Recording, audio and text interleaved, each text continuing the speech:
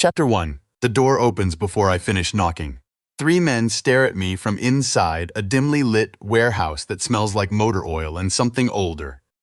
Something I spent 2 years trying to forget. Rain hammers the back of my neck. My coat is soaked completely through.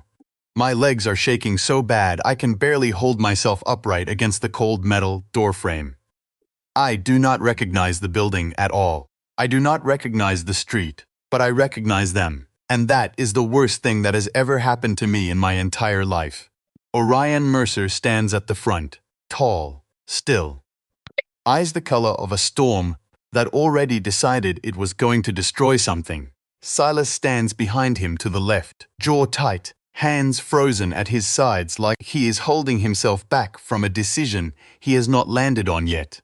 And Evren, God, Evren. He looks like a man who swallowed something sharp 3 seconds ago and is still figuring out whether he is bleeding. I knocked on the wrong door.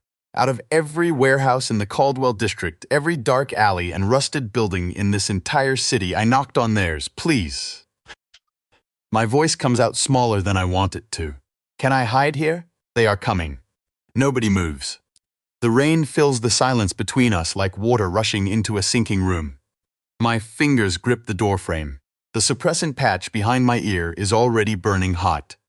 I changed it 6 hours ago, and it is already wearing thin. If my scent breaks through now, every alpha within 2 blocks will know exactly what I am. Every hunter tracking me will have a direct line straight to this door.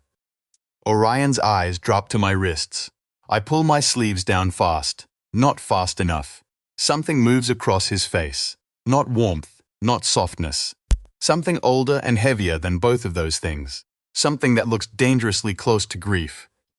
Kaelen. His voice is low, controlled. Like a man who practiced saying my name alone in a room and still could not figure out how to say it right. Hearing it breaks something small inside my chest. I have not heard my name in that voice in 2 years. I told myself I did not miss it. I told myself that lie every single morning, while I watched my son sleep in shelters and back rooms and borrowed floors across 4 different territories. I told myself I was fine. I told myself so many things just to keep moving forward. How are you alive? Silas asks. His voice is rougher than I remember. Like something scraped it raw from the inside out. I open my mouth to answer. Then I hear it. Boots on wet pavement, 2 sets. Maybe 3. Moving fast through the alley directly behind me. Every nerve in my body fires at once. Please, I say again. This time I am not asking. I am begging. Evren moves first. He steps back from the doorway, creating just enough space for me to come through, and something about that single motion. The way he does it without hesitation, without checking his brothers for permission, cracks me open in a way I am completely unprepared for. I step inside. Silas pulls the steel door shut and throws the heavy bolt. The sound it makes is final. Like a period at the end of a sentence that has been running, without stopping for 2 full years. The warehouse is warm, cluttered with stacked crates and wire shelving, and 1 bare bulb swinging gently from the ceiling. It smells like all 3 of them layered together. Cedar, cold iron, something like rain-soaked pine, and my body reacts before my brain can shut it down. My knees nearly go. I grab the nearest shelf and hold on hard. You need to sit down, Orion says. I need you to not ask me anything yet, I say back. The 3 of them exchange a look I cannot fully read. Something passes between them. Some silent conversation that only people who have lived inside each other's silences can hold. That conversation used to include me. Once. A long time ago. Outside, the boots slow near the door. Stop. My heart stops with them. Then the footsteps move on. Past the door. Down the alley. Fading into the rain until there is nothing left. I breathe for the first time in what feels like hours. And then from somewhere in the darkness above us, from the loft at the very top of the warehouse stairs, comes a small voice. Quiet. Sleepy. Confused. Papa? The 3 Mercer brothers go completely still. Chapter 2. None of them look at me. They are all looking up. Orion's eyes are locked on the top of the stairs. Silas has gone the kind of still that happens right before something shatters. Evren's hand is gripping the back of a chair so hard his knuckles have gone pale. And I am standing in the middle of this warehouse, watching 2 years of careful, painful survival collapse in real time. Because my son just called for me, from the room where I left him sleeping an hour ago when I went out for water and food, and somehow ended up running for my life in the rain and knocking on the only door in this city I should never have touched. Lucien. I say his name quietly, calmly. The way I have taught myself to say everything since I became the only person standing between him and a world that would rather he did not exist. Baby, go back to sleep. Silence from upstairs, then small feet on wood. Getting closer. Papa, I heard something loud outside. He appears at the top of the stairs in his gray sleep shirt and socks. One fist rubbing his eye, the other gripping the railing. He is 4 years old. He has Orion's jaw and Silas's eyes in the exact same way Evren has of tilting his head when he is trying to understand something. I watch all 3 of them see it. I watch the moment it lands. Orion makes a sound I have never heard come out of him before. Low and broken and involuntary, like something his body released before his mind could stop it. Silas sits down hard on the nearest crate. Evren does not move at all. He just stares at Lucien, like he is looking at a photograph of something he was told no longer existed. Come here, I say to Lucien. Come to Papa. He comes down the stairs and walks straight to me and wraps both arms around my leg and tucks his face against my hip the way he always does when he is still half asleep. I put my hand on the back of his head. My chest is so tight I cannot get a full breath in. You told us he was gone. Silas's voice is barely above a whisper. They showed us the reports. The crossing records. They said you both. I know what they said. Kaelen. I know what they said, Silas. The room goes quiet except for the rain. Lucien pulls back and looks up at the 3 men standing in his space. He studies them with the unguarded curiosity that only small children have. No fear, no history, no armor. Just pure open wondering. He looks at Orion, then Silas, then Evren. Then he tilts his head to one side. Why do you smell like me? He asks. Nobody answers. Nobody breathes. I pick him up and hold him against my chest and press my face into his hair and let myself have exactly 3 seconds to fall apart on the inside where no one can see it. 3 seconds. That is all I allow. That is all I have ever allowed since the night I ran with nothing but a bag, a forged transit pass, and a pregnancy I was not supposed to survive with. I need to put him back to bed, I say. Kaelen, you cannot just… I know. I cut Orion off quietly. I know we have to talk. But he comes first. He always comes first. That is something that never changed. I carry Lucien back up the stairs. He is already drifting again, heavy and warm against my shoulder. I lay him down on the old mattress in the loft room and pull the blanket up and sit next to him for 1 minute in the dark, listening to him breathe. This is why I ran. This exact sound. This exact boy. I stand up. I go back down the stairs. All 3 of them are waiting. You want to know why I disappeared, I say. It is not a question. We buried you, Evren says. His voice is completely flat, not cold, just emptied out. We held a service. We put your names on a wall. I look at him. I look at all of them. 2 months before I left, I say slowly, I heard one of your council members tell another that if the pregnancy disappeared, the political problem would disappear with it. The temperature in the room drops, and not a single one of you was in that hallway when it happened. Nobody speaks. Outside, something metallic clangs against the warehouse wall. Then someone tries the locked door handle from the outside. Chapter 3, I do not move. None of us do. The handle stops. Silence. Then 3 hard knocks. Slow, deliberate, evenly spaced. Not the knock of someone lost. The knock of someone running a location confirmation check. Orion is already moving toward the back wall. He slides a section of shelving aside, revealing a door I never would have spotted. Behind it, concrete steps lead down into darkness. There is a tunnel, he says quietly. It connects to the Holland rail yard 4 blocks east. We have used it before. I look at the ceiling. Lucien is up there.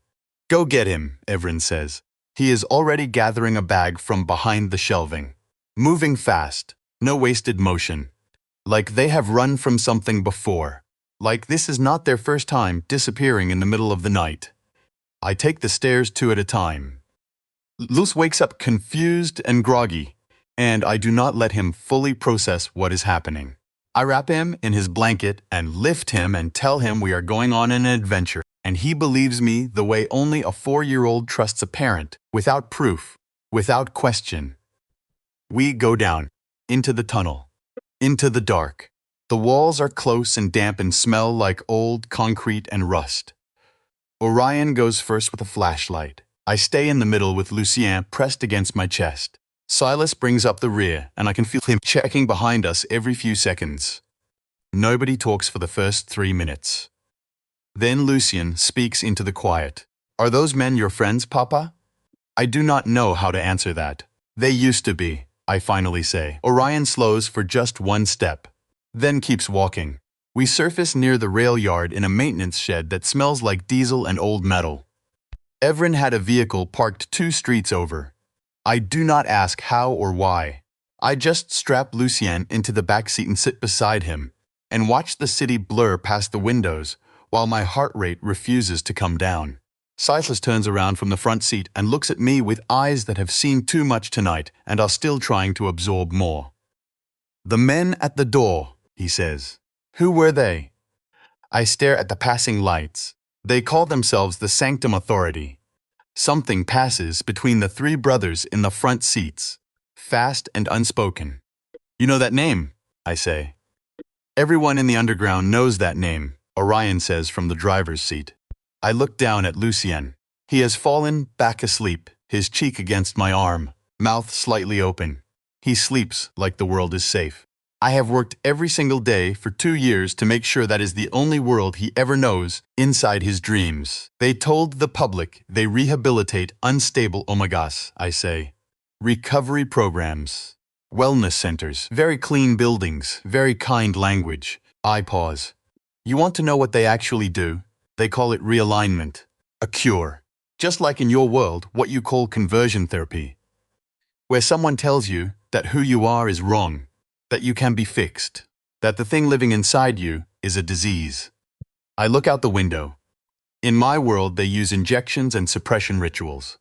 In yours, they use prayer and shame. But the result is the same. They take something alive in you and they kill it. Slowly, carefully, with paperwork and a professional smile. Nobody says anything. Why are they after you specifically? Evren asks. I look at Lucien's sleeping face. At the jaw that matches Orion's exactly. At the way his lashes rest against his cheek the same way Silas's do when he is tired. Because of him, I say. He is a child, Silas says. He is not just a child. I keep my voice level. He presented 3 weeks ago. The Sanctum medics got a reading before I could stop it. I breathe. Lucien is not an omega. He is not an alpha. He is both. Evren turns around fully. That designation is extinct. I know, except it is not. The car slows at a red light. Someone inside your pack told them, Silas. I look directly at him. Someone who knew what he would be before he was even born. Someone with access to the bond records. Silas's face changes completely. I took a file from a Sanctum drop point 6 months ago. They call him Project Hair. Orion's hands tighten hard on the wheel. Then I see it, in Orion's window reflection. A black vehicle 3 cars back, no plates, keeping perfect distance, following us. Chapter 4, I do not say anything about the car behind us. Not yet. I watch it in the window reflection, steady, patient, maintaining 3 car lengths like whoever is driving has done this before and knows exactly how far back to stay without losing a target. Lucien shifts in his sleep and makes a small sound, and I pull him closer and keep watching that black vehicle, and decide I have approximately 40 seconds before I have to say something. Orion. My voice is flat. We have a tail. He does not look in the mirror. That is how I know he already knew. Since the rail yard, he says. You did not think to mention it? I was waiting to see if you would spot it. I stare at the back of his head. Why? Because the old Kaelen never missed anything. I do not know what to do with that sentence. I file it somewhere I will not be able to ignore later and focus on what matters right now. There is an overpass on Delfield, Silas says. Construction detour. Camera dead zone. I know it, Orion says. He turns left 2 streets early, then right, then cuts through a service road behind a distribution center. Lights off. Moving fast, but not so fast the tail notices the change in pace. I watch the black vehicle in the reflection. It adjusts. Keeps following. Then, Orion cuts hard through the construction entrance at Delfield and the tail loses the angle. And when I look back, 30 seconds later, the road behind us is completely empty. I breathe. Lucien sleeps through all of it. We end up at a building I do not recognize. A 3-story brick structure that looks abandoned from the outside and clearly is not on the inside. Evren uses a keypad at the side entrance. The door clicks open. Warm air. The smell of coffee and electricity and people who have been awake too many hours. There are 4 other people inside. I do not know them. They look at me and Lucien and then at Orion and he gives a small nod and no one asks questions. Lucien wakes up when I settle him onto a couch in the back room. He looks around at everything with those eyes that always see more than a 4-year-old should. Are we safe? He asks. Yes, I say. He nods like that settles it and closes his eyes. I walk back into the main room and Orion is right there. Close. Closer than he has been all night. I can smell cedar and cold iron and something underneath that my body still recognizes without my permission. You need to tell me everything, he says. Quiet. Direct. I know. Not the edited version. Everything. I look at him. 2 years of surviving alone. And now here he is, still using that voice. The one that always made me feel like the truth was safe to speak out loud. I thought you chose them, I say. The night I heard the council talking. I waited for one of you to come after me. When no one came by morning, I took that as my answer. Something moves across his face. We did not know where you went. We were in a meeting being told by 3 council members that you had already left willingly. That you wrote a note. That you chose to go. His voice drops. They showed us documentation, signed exit forms, transit records with your signature on every page. I go cold. I never signed anything. I know that now. They forged everything. I know. They separated us deliberately. I know. He says it again with the full weight of a man who has carried that truth for a long time. I have spent 8 months trying to prove it. That is why we were in Caldwell tonight. Meeting someone with access to the council's sealed internal records. I stare at him. You have been investigating this the entire time. Every single day. I do not have words for a moment. All this time I believed silence meant they had moved on. I built an entire survival around that belief and raised a child behind that wall for 2 years and never let myself question it once. Orion. I start again. Who ordered the forgeries? He holds my gaze without flinching. That is the part you are not ready for yet. Before I can push further, Evren appears in the doorway. His face is the color of someone who just reads something they cannot take back. He holds up a tablet, a DNA archive file on screen, flagged at the top in red. Lucien's name, and beneath it, 2 words that change everything. Royal Bloodline, Orion. I start again. Who ordered the forgeries? He holds my gaze without flinching. That is the part you are not ready for yet. Before I can push further, Evren appears in the doorway. His face is the color of someone who just reads something they cannot take back. He holds up a tablet, a DNA archive file on screen, flagged at the top in red. Lucien's name, and beneath it, 2 words that change everything. Royal Bloodline. Chapter 5. Evren's hand is shaking. Not much. Just enough that I notice the tablet trembling at the edges as he holds it out toward me. The screen is still lit, the red flag still pulsing, and beneath Lucien's name, those 2 words sitting there like a door that cannot be unopened. Royal Bloodline. I take the tablet from him, read it once. Then a second time. I am not sure why I keep reading it because the words do not change, and my body already knows what my mind is still refusing to accept. Something cold moves through my chest and settles somewhere low. This cannot be accurate, I say. It is accurate. Orion says. His voice is steady, but his jaw is tight. He reaches into the bag beside him and pulls out a second file. Physical. Paper. Heavy. With a government seal on the front I recognize from PAC Territorial Archives. We pulled this from a sealed council chamber 3 weeks ago. Our contact risked everything to get it out. I take the folder, open it on the table. The first page is a lineage chart, 43 years old. Stamped across the top in red block print, classified. Mercer Succession and Bloodline Study. I read it slowly at first, then fast, then slower again because the faster I go, the worse it gets. The Mercer family, I say, and I hear how flat my own voice sounds, did not receive their rank through succession. No, Silas says, from across the room. They removed the families that should have held it. Yes. 3 families, erased from the records. Yes. I look up. The 3 of them are watching me with the careful quiet of people who have already lived with this information long enough to know exactly how it lands when someone hears it for the first time. 1 line survived, Orion says. 1 Omega who had already carried a child before the erasure was complete. That child was documented under a false designation and placed with a low-rank rural pack. No trail, no record anyone was supposed to find. I look back down at the chart. I follow the line with my finger, all the way to the bottom. It ends at my mother's name. I do not move. I just sit there with my finger on that name and feel the room tilt slowly on its axis. Kaelen. Orion crouches in front of me until we are eye level. The council arranged everything. Our introduction, the match, the bond. All of it was engineered because your bloodline was the only one in the region that could produce a legitimate heir with ours. They needed a child. They needed that specific child, and then they planned to take him. I lift my eyes to his. They used me, I say. They used all of us. That is not the same thing. I need him to understand this.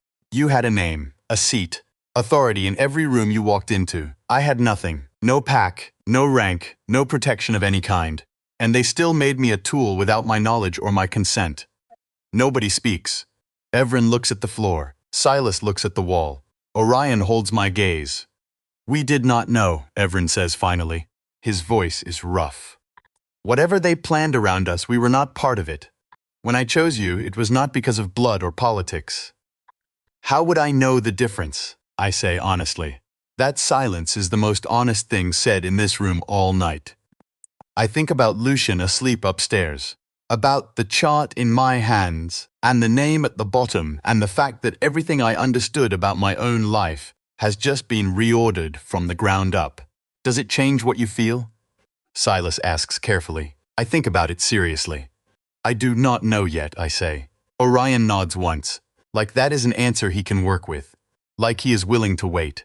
Then the far door opens and one of the others walks in fast, tablet in hand, face doing something I do not like at all. Sanctum is live, she says. Press conference. They have the location. She turns the screen, and they named Lucien. The press conference is clean and professional and devastating. Not a raid announcement. A public search order for a 4-year-old child. And then from the room above us, from the space where a small boy fell asleep in a borrowed blanket, comes a silence so complete, it stops my heart cold. Chapter 6. I am already moving. Up the stairs before anyone says my name. Before Orion can stand. Before Evren can ask what is wrong. My feet already know what my brain is still catching up to. That silence from upstairs is not the silence of a sleeping child. It is the silence of an empty room. The blanket is folded on the couch. One corner tucked neatly under. He folded it before he left. That single detail nearly takes my legs out from under me. I stand in the doorway for 3 seconds. Long enough to see the window at the far end pushed open 2 inches. Long enough to see his shoes are gone, and his small gray jacket is no longer on the hook by the door. Long enough to understand that my 4-year-old son heard a stranger say his name on a screen and made a decision entirely on his own terms. Orion appears behind me. I do not have to explain. He reads the room the same way I do. East, I say. There is an open lot at the end of the block. He goes toward open space when he is frightened. He hates being closed in. Evren is already at the side door when I reach the ground floor. We split without discussion. Silas south, Evren north. Orion beside me, east, and the cold hits my face like a wall, and I do not feel any of it. 4 minutes. He is on the curb at the edge of the empty lot, knees pulled to his chest, looking up at the sky the way he does when he is working something through inside his head. Not crying. Lucien almost never cries. I love that quality in him, and I also lie awake at 3 in the morning worrying about what it means. I sit down beside him on the cold concrete. He does not look at me right away. The man on the screen said my name, he says. Yes, he wants to find me. Yes, because of what I am. 4 years old, already carrying that sentence. Already understanding that he was born into a world that had decided something about him before he arrived. I know that weight. I have carried my own version of it since I was old enough to understand what it meant to be an Omega without a pack. To have a system assign your value before you could speak. Some people are afraid of things they cannot categorize, I say. And afraid people reach for control. That is all this is. They want to own something that was never theirs to begin with. He thinks about this carefully. Are those men going to help us? He means Orion and the others. He glances back once before looking at the sky again. I believe so, I say. Do you trust them? The question settles into my chest like something dropped into deep water. I am working on it, I say honestly. Orion is standing 10 feet behind us, close enough to have heard every word. I do not turn around, but I feel him the way I always have. Like a change in pressure, like the air before rain arrives. Lucien looks back at him over his shoulder and holds the look for a long open moment. He looks at you like you are something he lost, Lucien says quietly, and could not stop searching for. Children. They see everything because they have no reason yet to look away from what is simply true. I pull him against my side. He settles there the way he always has, easy and certain. I breathe him in. We sit on the cold curb until I find solid ground again. Then I stand, take his hand, make the decision I have been circling since I knocked on that warehouse door. I turn and look directly at Orion. Tell me who ordered the forgeries, I say. Right now, all of it. Something shifts in his face. It was not the council, he says. The ground moves. Then who? He holds my gaze, steady, careful. The way someone stands when they are holding something fragile and cannot afford to drop it. It was Silas, he says. And from the alley behind us, where Silas was searching south, there is complete and total silence. He has been standing there long enough to have heard everything. Chapter 7. Silas steps out of the alley slowly. He does not run. He does not make excuses or fill the air with reasons before he is asked for them. He just walks into the open space of the lot and stops. Hands at his sides. Face doing something I have never seen from him. Not guilt exactly, not fear exactly, but something older and more complicated than either. The expression of a person who made a decision a long time ago and has been carrying the full weight of it every day since, and is only now being asked to set it down. Say it, I tell him. I forged the exit documents, he says. Level. Clear. I intercepted the medical records. I told the council you were both gone. I hear Orion go still behind me. Silas. Orion's voice drops to the register that is more dangerous than anything raised. You knew. 2 full years. Every day, Silas says. Lucien presses closer to my side. I put my hand on his shoulder. Tell me why, I say to Silas. The full reason, not a partial version. He exhales, looks at the ground for 1 second, then back at me. 3 days before you overheard those council members in that hallway, he says. I already heard the plan. The complete plan. They were not going to eliminate the pregnancy. They were going to finish and then take the child. Raise Lucien inside Sanctum as a political instrument. His hybrid bloodline would have given them a legal claim over every succession dispute in the region for the next 40 years. He stops, breathes. I could not tell Orion or Evren because they would have tried to fight the council from inside the pack, and they would have lost. And when they lost, you would have been taken along with everything else. I could not tell you because you would have stayed to fight beside them instead of running. So you made me disappear, I say. A dead Omega with a dead child is a closed file, he says. They stop searching. They never reopen it. You were not supposed to be findable. That was the entire point. Orion moves past me, slow and very deliberate. He stops 2 feet from Silas. I think he is going to hit him. He does not. You sat across from me for 2 years, Orion says quietly. While I looked, while I went through every record and every contact and every dead end. You sat there every single day and you said nothing. I know, Silas says. Every day. Something passes between the 3 of them that has no clean name. The particular grief of people who have lived inside each other's lives long enough to feel exactly how much the other was suffering, and who understand now that the suffering was known and permitted by someone in the room. Was it worth it? Evren asks from behind me. Honest, not cold. Silas looks at Lucien, just looks at him. He is alive, is all he says. I stand with that for a moment. Then I walk to Silas and stop directly in front of him.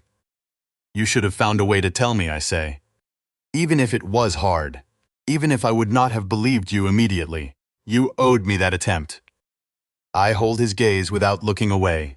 And I also understand what you were standing inside when you made that choice. I am going to need time to carry both of those truths in the same hands. He nods once. Like that is more than he expected from me tonight. Here is the real lesson. I came here believing betrayal was the whole story, but betrayal is only the surface layer. The true story lives under it. In the impossible choices people make inside systems that were never designed to protect them, where every option causes some kind of damage, and the only real question is where that damage falls, and on whom. Orion already has his phone out. We release everything tonight, I say. Every file. The Bloodline records, the forgery documents, Project Hair, all of it, tonight. Nobody argues. And then without any warning, my legs stop working. I grab the chain link fence at the edge of the lot. Orion is beside me before I finish reaching. When did you last change the patch? He says. Very low. I open my mouth. The doc takes me before I finish the thought. Chapter 8, Sita and Cold Iron. That is the first thing I know when my eyes open. Warm weight above me. A real mattress underneath. The ceiling is plain white and completely still, and I lie there for a moment, just confirming that this is real, and not something my mind built in the dark. Orion is in the chair beside the bed. He has not slept. I can tell by the exact way he is sitting, spine straight, hands loose in his lap, eyes on the door. He looks at me the moment I open my eyes, and something in his face slowly comes undone. Suppressant overdose, he says. Silas said you have been running double doses for months. It kept Lucien's scent masked. It was destroying your bond receptors. I know, Kaelen, I know. I made the choice because I did not have a better one. He holds my gaze for a moment. Then he nods. The kind of nod that means he understands even if he does not fully agree. The files went out at 4 this morning, he says. Every territory news network and every underground channel at the same time. The Bloodline records. Project Hair. The forgery trail. All of it. And 3 council members resigned before 6. Sanctum's accounts were frozen by independent auditors before 7. Protests outside 4 facilities right now and 2 more forming tomorrow. He pauses. It is not finished, but it is moving and it will not stop. I breathe out slowly, not revenge. Just truth, released into the open and allowed to move the way truth does when nothing is strong enough to hold it back anymore. Lucien appears in the doorway holding a piece of toast. He clearly found himself somewhere in the building. He surveys the room with calm authority, decides it is acceptable, and climbs onto the bed next to me to finish eating. Evren leans in the doorframe behind him. Silas stands just past the threshold, arms crossed, watching all of us with the expression I am beginning to recognize. The one he wears when something he protected for a very long time finally gets to exist out in the open. We stay like that for a while without speaking. Sometimes the most important moments are just the ones where nobody is hunting you. 6 months later, we are on the western coast. Small house. blue shutters. A yard that Lucien has turned into what he seriously calls his collection. Rocks, sticks, and one very old spoon he found near the water and considers important. No pack titles. No council with our names in its files. No territory politics worth mentioning. We are rebuilding. Some mornings are easy. Some mornings one of us says something that catches on an old wound, and we have to sit with that, instead of moving past it. Silas and I had many long and honest conversations in those first months. Some of them were hard enough that I had to step outside halfway through and come back when I could breathe. We are not all the way through everything yet. That is what healing actually is. Not a single moment where it resolves, just a direction you keep choosing. One evening I am on the back step watching Lucien in the yard. He has discovered his shadow moves exactly when he moves. He runs. It runs with him. He stops to catch it off guard. He laughs when it stops too. He is completely delighted by this fact of his own existence, and I watch him and feel something that has been wound tight in my chest since before he was born slowly begin to release. Orion sits down beside me. We watch Lucien together in the quiet we have been rebuilding. One honest conversation at a time. One morning where someone reaches for the other's hand and neither of them pulls away. If you came back to that door right now, Orion says. Soaking wet, out of every option. I wait. I would open it before you finished knocking. I look at him for a long moment. You were never the one locked out, he says quietly. We were. I turn back to Lucien running in the yard, in the last of the evening light, laughing, entirely himself. A child the world tried to claim before he could speak his own name. Running free on the western coast like none of it ever had power over him. The lesson is not that love fixes everything. The lesson is that love requires honesty to survive. That silence is not protection. That people broken by fear can still choose better. That a child born into a system built to use him can grow up laughing in a yard by the sea on an ordinary Tuesday evening. That is enough. That is everything. If this story moved something in you, subscribe right now and hit the notification bell. You do not want to miss what comes next. Drop a comment below and tell us which moment hit you hardest. Your words might be exactly what someone else out there needs to read today. See you in the next one.